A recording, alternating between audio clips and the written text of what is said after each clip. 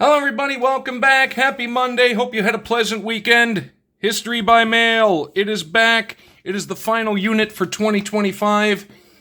We finished the last unit off. It was the inventors and the patents and inventions one. We finished talking about Hedy Lamarr and her contributions, and now we begin a new unit. I have absolutely no idea what it is, so let us find out together. Okay. We have a handwritten letter, or at least portion of a handwritten letter. 5,000 foreign troops encamped. Okay, well, here is the original document. On the back, something Paris? I don't know. But we will set that there. Let's see if I can get that so it'll actually stay up there. Look at that! I actually did. Oh, okay, here we go. So we have the transcript. Okay, transcript of letter from Thomas Jefferson to John Jay, July 19th, 1789. Replica pages are preceded, by 6 handwritten pages. All right, so that is one of the latter pages. Whom he received them, de Corny advised the people then to retire, retired himself, and the people took possession of the arms. It was remarkable that not only the invalids themselves made no opposition, but a body of 5,000 foreign troops encamped within 400 yards never stirred. Monsieur de Corny and 5 others were then sent to ask arms of Monsieur de Launay. I can never remember what that actually is an abbreviation for. Governor of the Bastille. They found a great collection of people already before the place, and they immediately planted a flag of truce, which was answered by a like flag hoisted on the parapet. The deputation prevailed on the people to fall back a little, advance themselves to make their demand of the governor, and in that instance, a discharge from the Bastille killed 4 people. Okay, I think we know where this is going. 4 people, those nearest to the deputies. The deputies retired, the people rushed against the place, and almost in an instant were in possession of a fortification, defended by 100 men of infinite strength, which in other times had stood several regular sieges and had never been taken. How they got in has as yet been impossible to discover. Those who pretend to have been of the party tell so many different stories as to destroy the credit of them all. Okay. They took all the arms, just discharged the prisoners and such of the garrison as were not killed in the first movement of fury, carried by the governor and lieutenant governor to the Greve, the place of public execution, cut off their heads and set them through the city in triumph to the Palais Royal. I'm going to assume. About the same instant, a treacherous correspondence having been discovered in Monsieur de Flessel's Prévôt des Marchands, I apologize, my French is non-existent. They seize him in the Hôtel de Ville, where he was in the exercise of his office, and cut off his head. These events carried imperfectly to Versailles. Actually, in Pittsburgh, that would be pronounced Versailles. There's a neighborhood north Versailles. Were the subject of two successive deputations from the states to the king, both of which he gave dry and hard answers. For it is transpired that it had been proposed and agitated in council to seize on the principal members of the States General, to march the whole army down upon Paris, and to suppress its tumults by the sword. But at night, the Duc de Liancourt forced his way into the king's bedchamber and obliged him to hear a full and animated detail of the disasters of the day in Paris. He went to bed deeply impressed. The decapitation of de Launay worked powerfully through the night on the whole aristocratical party, insomuch that in the morning those of the greatest influence of the Comte d'Artois represented to him the absolute necessity that the king should give up everything to the states. This according well enough with the dispositions of the king, he went about 11 o'clock, accompanied only by his brothers, to the States General, and there read to them a speech in which he asked the interposition to reestablish order. He asked their interposition to reestablish order. Though this be couched in terms of some caution, yet the manner in which it was delivered made it evident that it was meant as a surrender at discretion. He returned to the chateau afoot, accompanied by the States. They sent off a deputation, the Marquis de Lafayette at their head, to quiet Paris. Well, like I say, I think we know what this is about. There we go. The explanation. Letter from Thomas Jefferson to John Jay, reporting on the French Revolution, July 19th, 1789. Enclosed are 2 pages of the 12-page letter written by then U.S. Minister to France Thomas Jefferson to Secretary of Foreign Affairs John Jay.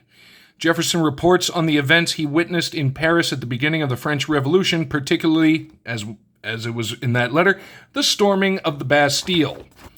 Minister to France. After serving as a delegate to the Continental Congress from Virginia, authoring most of the Declaration of Independence, and serving as the governor of Virginia during the Revolutionary War, Thomas Jefferson became the second U.S. minister to France in May of 1785, succeeding the 81-year-old Benjamin Franklin. When Foreign Minister Comte de Vergennes, said to Jefferson, "You replace Monsieur Franklin, I hear," Jefferson replied, I succeed. No man can replace him." Jefferson held that position until September 1789 and went on to become the first U.S. Secretary of State, the second Vice President, and then the third President. While in France, Thomas Jefferson used his influence to broker favorable trade agreements with France. Jefferson had become friendly with the Marquis de Lafayette, a Frenchman who was a hero of the American Revolutionary War and had led American troops in several key battles against the British. Jefferson allowed his residence in the Hôtel de Lagnac to be used by meetings of French revolutionaries, including Lafayette. Due to his experience in drafting the Declaration of Independence and his support for democratic rule, French Revolution leaders turned to Jefferson for help putting their ideas into writing. Jefferson drafted the Declaration of the Rights of Man and of the Citizen, the core statement of values of the French Revolution. Did not know that. To be presented to King Louis XVI. While this document was never formally adopted, it was widely influential in the spread of democratic ideas worldwide, including future French constitutions and the 1948 United Nations Universal Declaration of Human Rights. That is very interesting. The French Revolution began in 1789 and ended over a decade later with the rise of Napoleon Bonaparte. Throughout this period, France uprooted the absolute monarchy and feudal system which had organized French life for centuries and replaced it with a more democratic government. France had supported America in the Revolutionary War against Britain, France's historic rival, with money and munitions, leading to an American victory. Their financial support put France in even more debt, which led to widespread poverty and social unrest in France, and was partially responsible for the French Revolution a few years later. Further, King Louis XVI had spent lavishly on himself. Other factors of the revolution included massive population growth and several years of crop failures, which led to food shortages, unemployment, a failing economy, and class warfare. Jefferson supported the French in their revolution, both as minister to France and later as the first Secretary of State, while objecting to some of its bloody stages. In a 1788 letter to George Washington, Jefferson wrote about France, "The nation has been awaked by our revolution. They feel their strength, they are enlightened, their lights are spreading, and they will not retrograde." That's powerfully put. The storming of the Bastille. The Bastille Saint-Antoine was a medieval armory and fortress in the center of Paris, later used as a state prison by French kings. On July 14, 1789, at the start of the French Revolution, it was stormed by a crowd seeking to obtain gunpowder held in the fortress. 7 prisoners were found and released, and Bernard-René de Launay, the Bastille's governor, was killed. The Bastille was an important symbol of French monarchy. Construction of the Bastille started in 1357 to defend the eastern part of the city from English attack during the 100 Years' War. In 1417, the Bastille became a state prison. The Bastille was dismantled after the attack by French revolutionaries, and little remains. The Bastille represented the Ancien Regime, and its storming symbolized a new social order. Bastille Day, or the French National Day, is celebrated July 14th each year, with parades and fireworks. Jefferson roamed the streets of France with his secretary, William Short, gaining first-hand knowledge of the unfolding revolution. In the enclosed letter, Jefferson recounts seeing a mob storm the Bastille, free its prisoners, steal arms, and behead the governor of the Bastille. Later in Jefferson's letter, he writes about the panic at the royal court in Versailles over the rumor that a mob of 150,000 revolutionaries was coming to massacre the royal family and court. Secretary of State Thomas Jefferson. In September 1789, Jefferson made a short visit to the U.S. where he was surprised to be appointed as the first Secretary of State by George Washington. The major issues facing Jefferson at the time were the national debt, a permanent location for the U.S. Capitol, and diplomacy in Europe. Jefferson, along with James Madison, opposed a national debt, preferring each state to carry its own debt. Alexander Hamilton, Secretary of the Treasury, supported a federal government assuming states' debts and the creation of a national bank. Jefferson favored a capital in the southern U.S., while Hamilton wanted a capital closer to the commercial centers in the northeast of the country. The Compromise of 1790 placed the capital on the Potomac River, and the federal government assumed the war debts of the 13 states. Upon his return to the U.S. to accept the post as Secretary of State, Jefferson found widespread American support for the French Revolution, with the notable exception of Vice President John Adams. In 1792, the French Revolution became even more violent with the execution of aristocrats and the execution of King Louis XVI in 1793. 10 days later, France declared war on England, a preemptive strike against impending British attacks to prevent the spread of the French Revolution beyond the borders of France. This turn of events caused a rift in American politics, with the Federalists against the Revolution due to its violence, and the Republicans supporting the end of the despotic French monarchy. Jefferson continued to support the Revolution while denouncing the violence of the Reign of Terror. President Washington presented a set of questions on the neutrality and the alliance with France to his cabinet, questioning whether the French Revolution had changed America's obligation to support France in its war with England.